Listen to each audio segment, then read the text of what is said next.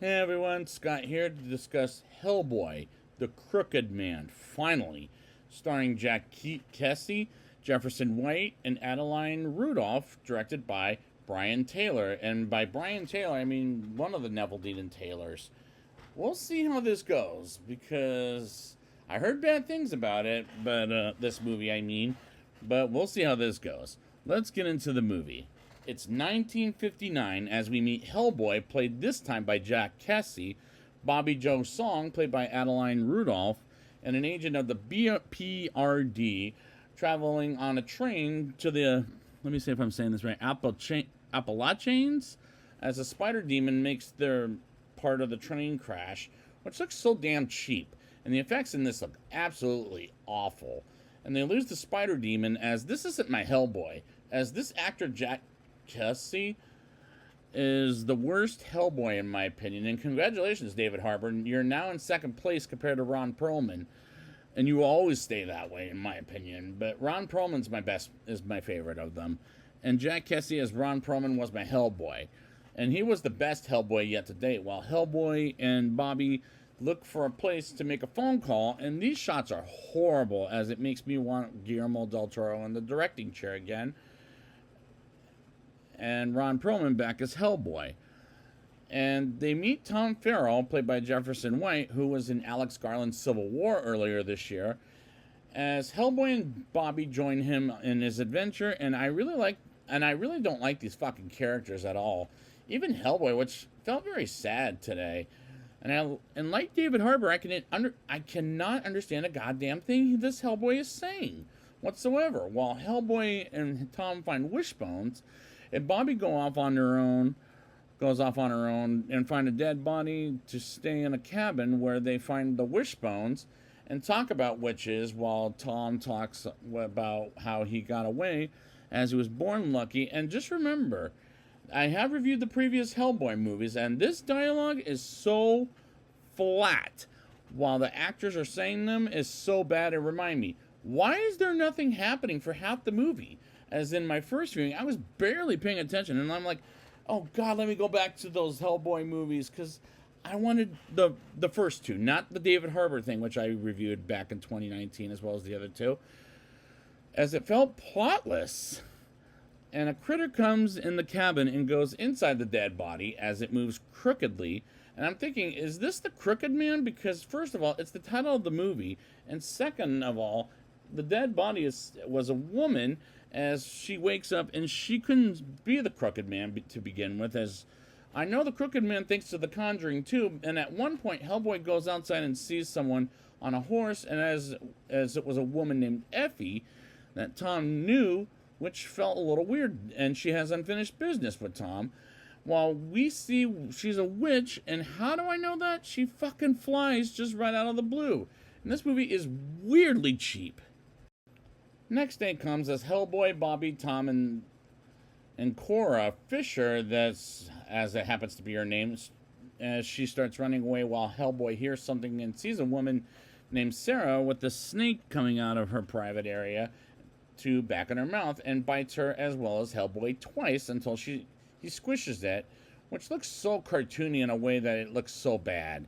While they both faint, and they're in some underworld place, and the Crooked Man talks with Sarah and Hellboy, as we see his face as a prince of some kind, and Sarah says the Crooked Man is here, and he looks like a bird.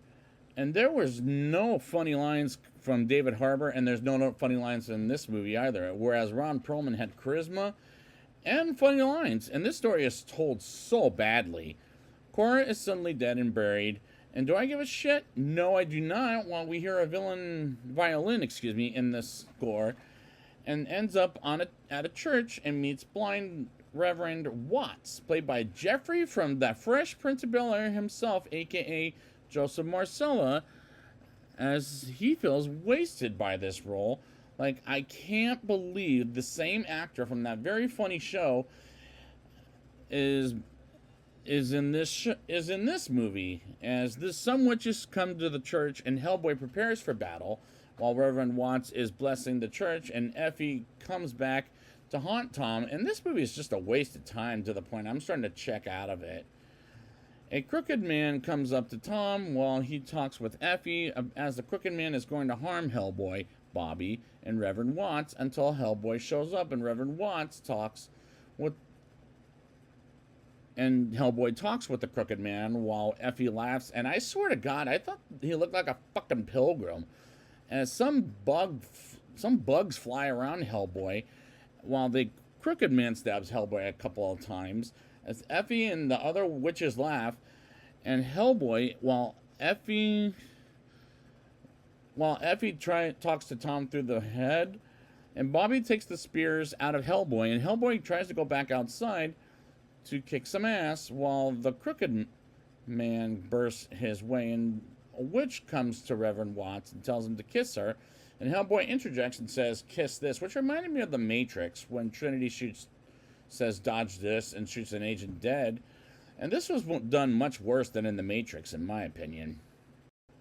Tom gets attacked by the witch while Hellboy Storm shoots them to dead, and Reverend Watts says, "Take my eyes away," as he's seen too much evil at this point in his life.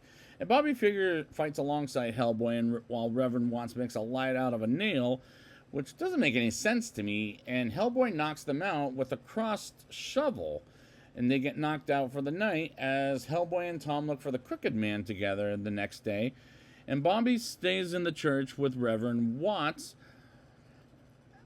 as Bobby reads about the crooked man, and while Reverend Watts thinks she's out of her fucking mind and go in a dark room. Meanwhile, Hellboy and Tom walk in a place to find the crooked man, and the cinematography looks terribly cheap. Hellboy hears a baby cry and goes down a hall to find the noise and see a plate full of maggots as Hellboy looks for Tom. Meanwhile, Bobby and Reverend Watts go in the dark tunnel, and they both get attacked by either birds and bats, in which I had no idea what the fuck was happening at this point, and the door slams behind Hellboy's back while Tom and Effie finds him, and he points the light at Effie and gets thrown out of the window. And suddenly a woman, whom I believe is Sarah, coming up to Hellboy as he's seeing what the crooked man wants him to see, and eventually he finds a way out and touches Tom for a brief second to see if it's really him, as Bobby sees a demon in the dark place, in which I'm thinking it's the spider from the beginning of the movie. The spider demon, let's say. As that was too convenient to the point I was like, whatever. Hellboy finds something out of Blade 2 and shoots it dead, and he's dragged around by the devil, and the crooked man appears with some bugs on Hellboy's mouth, which is fucking disgusting.